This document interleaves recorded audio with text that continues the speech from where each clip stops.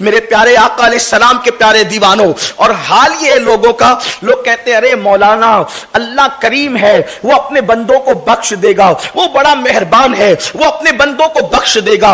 امام المتکلمین علامہ نقی علی خان رحمت اللہ تعالی علیہ ایسے لوگوں کے دلوں پر چوٹ کرتے ہوئے فرماتے ہیں، اللہ سے ڈرنے کا یہ مطلب نہیں، یا اللہ کو کریم جاننے کا یہ مطلب نہیں کہ انسان جرائم کرتا رہے، انسان جرم کرتا رہے، انسان گناہ کرتا رہے۔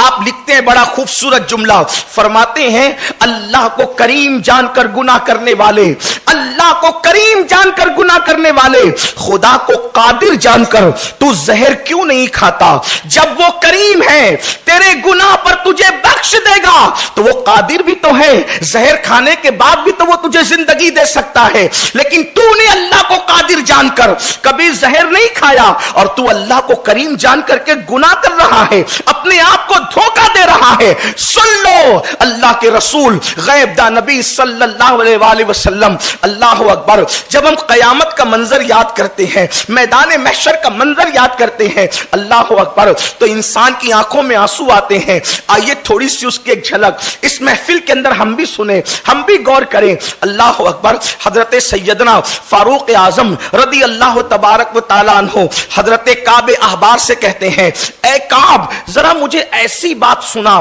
جس کی وجہ سے میرے دل میں اللہ کا خوف مزید پیدا ہو، اللہ کا ڈر مزید پیدا ہو۔ یاد رکھیں آج ہماری قوم ڈر اور خوف کی بات سننا نہیں چاہتی، بلکہ لوگ تو یہ سوچتے ہیں کہ کوئی آئے اور ہمیں یہ کہے کہ یہ کر لو اور جنتی ہو جاؤ، وہ کر لو اور جنتی ہو جاؤ، اس کا چہرہ دیکھو جنتی ہو جاؤ، اس کا چہرہ دیکھو جنتی ہو جاؤ۔ بڑی معذرت کے ساتھ ارن والوں، جن کے چہرے دکھا کر کے ہم جنت تقسیم کر رہے ہیں، کیا ان کے خاتمے پہ، ایمان پہ خاتمے کی بھی کوئی گارنٹی ہمارے پاس ہے؟ اللہ اکبر، میرے اللہ کی خفیہ تدبیر، اللہ اکبر، اگر وہ چاہیں تو بڑے بڑے عابدوں کا ایمان چھین لیتا ہے، اگر وہ چاہیں تو بڑے بڑے زاہدوں کا ایمان چھین لیتا ہے۔ بے شمار ایسے لوگ تاریخ میں موجود ہیں کہ انہوں نے کارنامے بڑے بڑے کیے، لیکن جب موت آئی تو ایمان پر خاتمہ نہ ہو سکا۔ میرے پیارے آقا صلی اللہ علیہ وآلہ وسلم کے پیارے دیوانوں، مختار ثقفی کا نام کون نہیں جانتا؟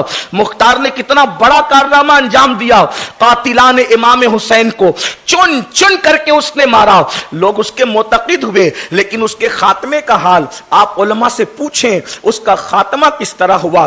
برسیسا، اللہ اکبر، تاریخ میں اس کا نام بھی موجود ہے۔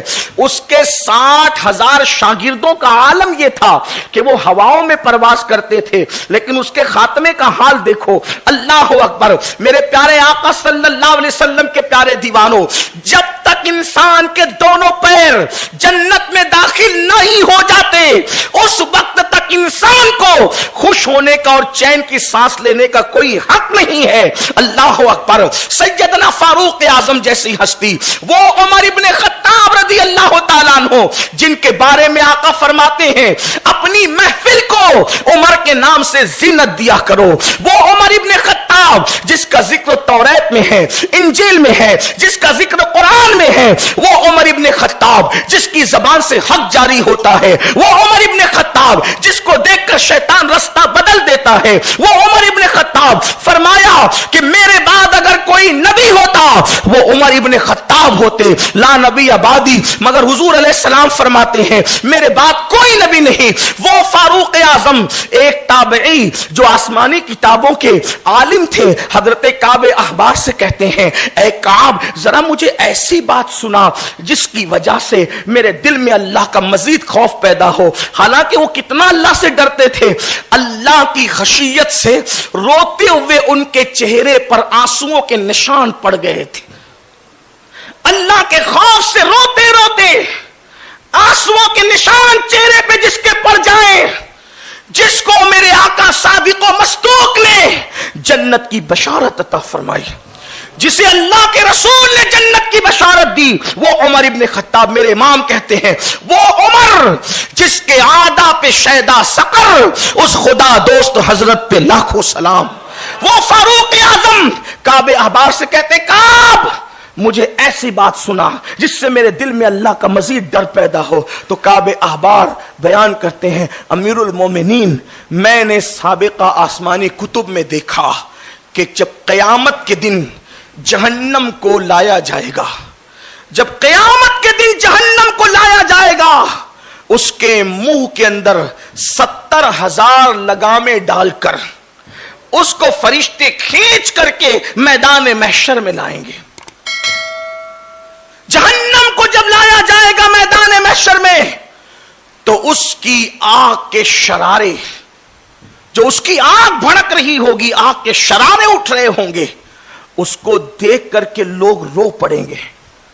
اور جب لوگ رو پڑیں گے تو اس وقت انبیاء کرام کی شان یہ ہوگی، انبیاء کرام کی، معصومین کی. اور معصومین میں بھی ان کا ذکر کیا جناب کعب نے کہ مسجد بنانے کی بات نہیں بلکہ جس نے کعبۃ اللہ بنایا اس خلیل اللہ کا ذکر کیا، جس نے اپنے بیٹے کی گردن پر اللہ کی محبت میں چھری رکھ دی اس ابراہیم خلیل اللہ کا ذکر کیا. وہ موسیٰ کلیم، حضرت موسیٰ کلیم اللہ جو طور پر جا کر خدا سے کلام کرنے کا شرف حاصل کرتے ہیں، ان کا ذکر کیا. حضرت کعب کہتے ہیں جس کا مفہوم یہ ہے امیر المومنین جب جہنم کو کھینچ کر کے لایا جائے گا اور میدان محشر رو پڑے گا، اس وقت انبیاء کرام کی شان یہ ہوگی کہ حضرت موسیٰ علیہ السلام اللہ کی بارگاہ میں عرض کریں گے مولا آج موسیٰ اپنے لیے امان چاہتا ہے اور آج موسیٰ کسی کے لیے کچھ نہیں چاہتا. اللہ اکبر. کون کہہ رہا ہے یہ؟ اور یاد رکھنا یہ انبیاء کی تنقیص نہیں ہے، یہ انبیاء کی بے ادبی نہیں ہے، بلکہ جو اللہ سے جتنا قریب ہوتا ہے وہ اتنا زیادہ اللہ سے ڈرتا ہے. وہ جو جتنا اللہ کا مقرب ہوتا ہے اتنا زیادہ اللہ سے ڈرتا ہے. حضرت کعب کہتے ہیں امیر المومنین موسیٰ کلیم اللہ کہیں گے مولا آج کلیم اپنے لیے امان مانگتا ہے. کون کلیم؟ جس کے بارے میں قرآن کہتا ہے من جانب الطور الایمن وقربناہ نجیا، جس موسیٰ کو طور کے دائیں جانب بلایا جاتا تھا کہ موسیٰ آ تاکہ تجھ سے پیار سے سرگوشی کریں، تجھ سے کلام کریں. حضرت موسیٰ کلیم کہیں گے مولا آج مجھے امان دے دے، آج میں کسی کے لیے کچھ نہیں مانگتا.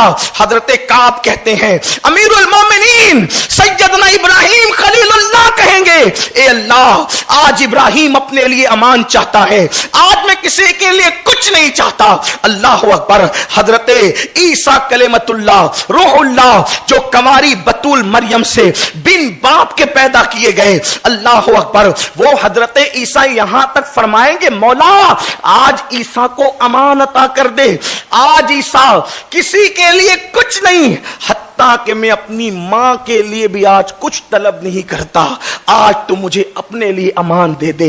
آپ سے پوچھنا چاہتا ہوں انبیاء کی یہ شان ہوگی اور جبریل امین اور ملائکہ کی اس دن کیا شان ہوگی؟ تو قرآن کہتا ہے یوم یقوم الروح والملائکہ صفا لا یتکلمون الا من اذن. قرآن کہتا ہے اس دن جبریل امین اور ان کے ساتھ سارے ملائکہ صف بصف اللہ کی ہیبت سے کانپ رہے ہوں گے اور کسی میں کلام کرنے کی جرت نہیں ہوگی، کوئی کلام نہیں کر سکے گا الا من اذن، مگر وہ جس کو اللہ نے اجازت دی ہے.